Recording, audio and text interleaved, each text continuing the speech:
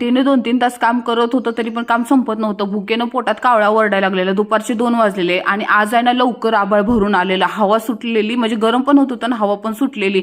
तरी पण मजाक मस्तीत करत काम करत होतो आणि शेवटी दमलो आणि बसलो मांडी घालून. तेवढ्यात आला पाऊस. पाऊस आला, आम्ही चौघं पण भिजलो.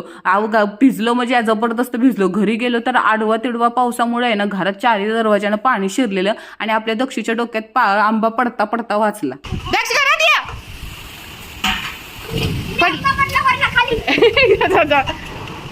आई या की. पाऊस नव्हता पण वादळ एवढं जास्त पडलेलं की आमच्या वाडीतले 2 खांब तुटलेले आजूबाजूचे. लाईट 4 तास गेलेली. अहो आपली माले आजार आहे ना म्हणून त्यांना बघायला त्यांचे मोठे मुलगे आलेत. हे आहेत भावड्या. आणि लाईट गेल्यामुळे आपल्या दक्षुणन गणून काय केले बघा, स्वामींचं किती सुंदर चित्र काढले आणि त्यात काय लिहिलंय, भिवू नकोस मी तुझ्या पाठीशी आहे. समजलं का मंडळी?